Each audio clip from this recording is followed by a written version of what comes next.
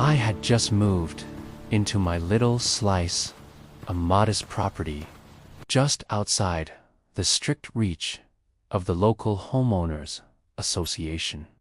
At first, I thought the HOA was a minor inconvenience, a distant bureaucracy I would hardly ever notice. Their rules seemed petty, and I never imagined they would become a thorn in my side. But I was quickly proven wrong. Within my first month of settling in, I discovered the unspoken truth. The HOA had an obsessive need to control every inch of the neighborhood, and I had just become the target of their latest campaign. It all started one sunny Saturday morning. I decided to indulge in a long overdue fishing trip. My new property backed up to a serene, glimmering lake, and I had brought my fishing rod, a small tackle box, and a folding chair. The water was smooth as glass, reflecting the morning sun, and for a few blissful hours, I felt like the only person in the world. Birds called overhead, and the gentle splash of my lure created a rhythm that was almost meditative.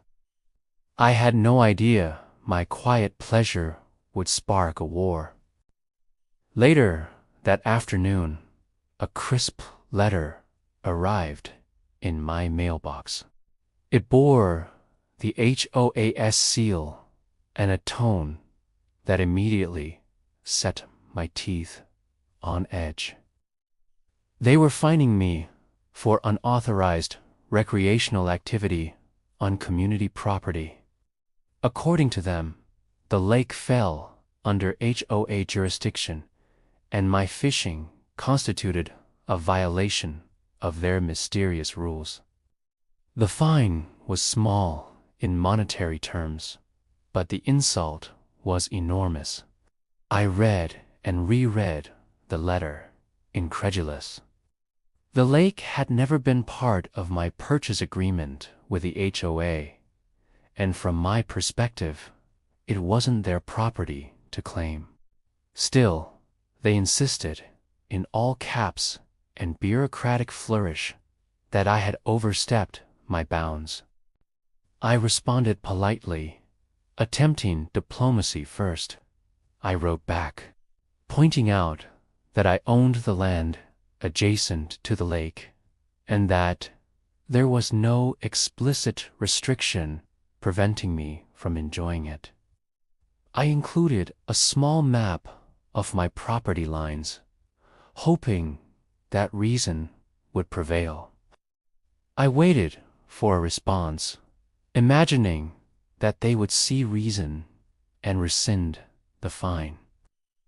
But weeks passed, and the only answer I received was a second, more aggressive letter.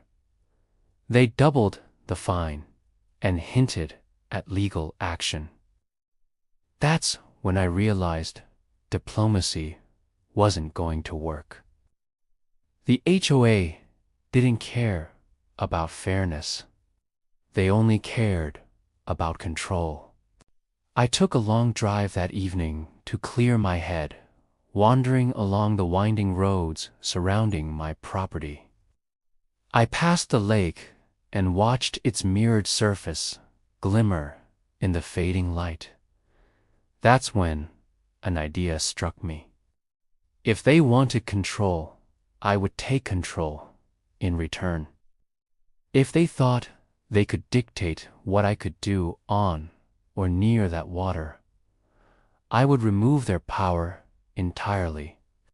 And in that moment, a plan began to form. I was going to buy the lake. It wasn't an impulsive decision. I spent the next few days researching property records, consulting local attorneys, and quietly contacting the lake's current owner. To my delight, the lake was privately owned, though its ownership was somewhat obscure.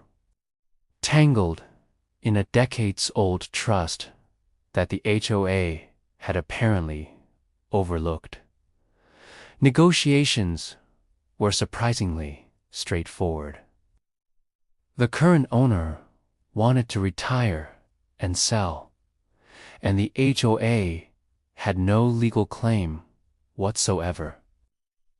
Within a month, I had secured the deed, signed and notarized. The lake was mine. Every inch of it. The feeling of triumph was intoxicating. The next morning, I walked along the shore with a legal notice in hand. I posted it prominently on my property, private property, fishing and recreational activities, reserved for owner and guests only. I smiled to myself as I imagined the HOA discovering they could no longer dictate what happened here. Suddenly, the rules that had once been so oppressive meant nothing. I was free. Completely, utterly free.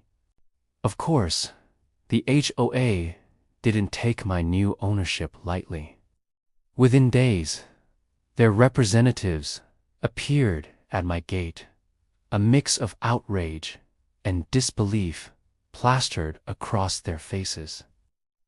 They tried to argue, claimed that the lake was common area or subject to easements, but I calmly pulled out my deed and walked them through every detail. Their arguments crumbled. I watched as their fury morphed into impotent frustration, and I could almost hear the gears in their heads grinding as they realized they had no recourse. With the HOA effectively neutralized, I began transforming the lake into my private sanctuary. I cleared a small patch of land along the shore and installed a sturdy picnic table, a couple of folding chairs, and a fire pit. I brought in a small cooler stocked with drinks and snacks, a few blankets for lounging, and even a set of waterproof speakers for background music. On weekends, I would bring friends, family, or just myself, and we would spend hours fishing, swimming, and enjoying the solitude. The lake, once a symbol of contention, had become a haven. There was an undeniable thrill in asserting my rights, in turning the tables on an organization that thrived on intimidation. I would sometimes catch myself chuckling as I walked along the shore, imagining the HOA board members stewing in their offices, seething at their inability to control what was now unequivocally mine. It was more than satisfaction. It was poetic justice. For the first time, I truly understood the power of taking initiative and refusing to be bullied. The more I enjoyed my lake, the more creative I became in asserting my ownership. I installed small signs along the perimeter, reminding anyone who might venture close that trespassing was prohibited. I even built a small dock, perfect for casting my line or simply dipping my toes into the cool water. Each addition reinforced the fact that this was now my domain. Word of my triumph began to spread quietly through the neighborhood. Some neighbors, long frustrated with the HOA's overreach, would stop by to offer congratulations or share stories of their own encounters with the association. I listened and offered advice where I could, knowing that my experience could serve as a blueprint for others seeking to reclaim autonomy over their property. There was a camaraderie in these exchanges, a shared understanding that control was something to be earned, not imposed. One afternoon, while sitting on the dock with my feet in the water, I heard a familiar voice. It was the HOA president, standing across the lake, arms crossed and an expression of disbelief etched across her face. She shouted over the water, demanding to know how I had acquired the lake. I smiled and waved casually, holding up a fishing rod like a scepter. "It's mine now," I called back. "Private property. Enjoy your day." She turned on her heel and stomped back toward her car, and I couldn't help but laugh. The victory was complete. Life settled into a new rhythm. The lake became a central part of my routine, a source of relaxation and joy. I hosted small gatherings, went fishing at dawn, and even experimented with paddleboarding. Each day, the water seemed to reflect my sense of liberation, a mirror of my triumph over bureaucracy. What had begun as a petty conflict with the HOA had transformed into a personal victory, one that reinforced my belief in the power of perseverance and ingenuity. Over time, the HOA's influence in my corner of the world waned. Without the ability to impose fines or restrictions, their authority felt hollow. They continued to meet and pass resolutions, but none of it touched me.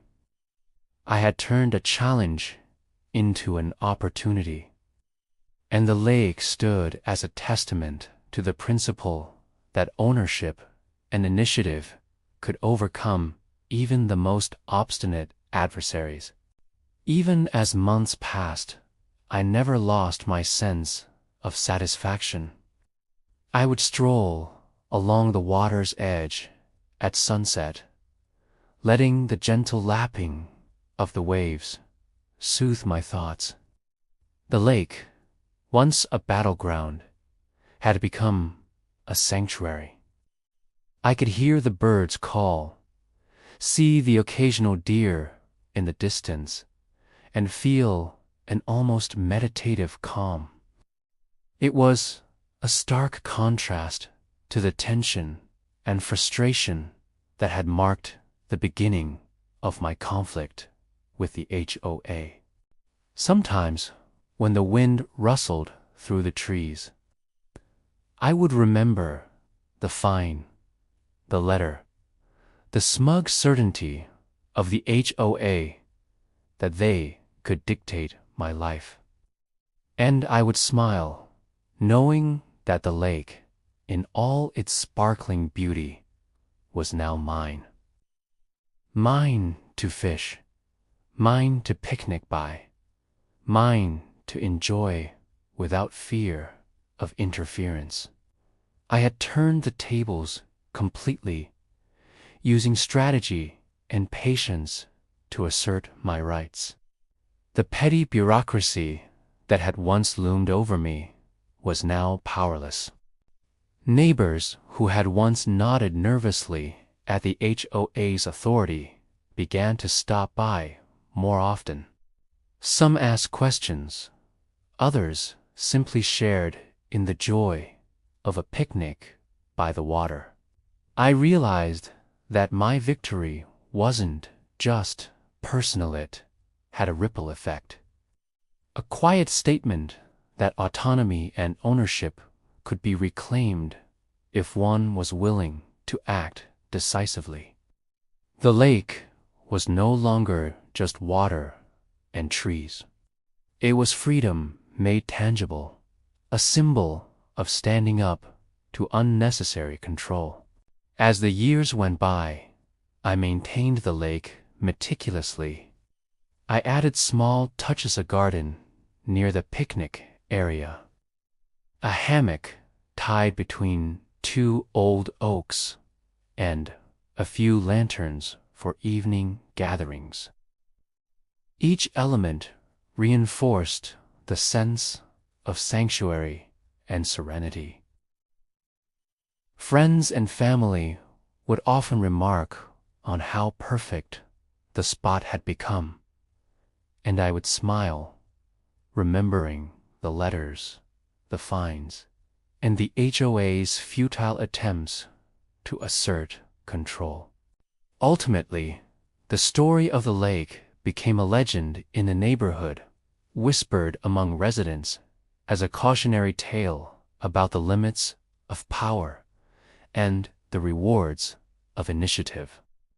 And for me, every cast of the fishing line, every picnic by the water, every moment of quiet reflection was a reminder that I had claimed more than property had claimed my peace.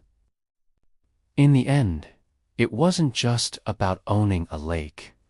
It was about standing up when someone tried to bully you, about using intelligence, patience, and courage to turn a threat into an opportunity. The HOA had thought they could impose fines and restrictions, but I had responded not with anger, but with strategy.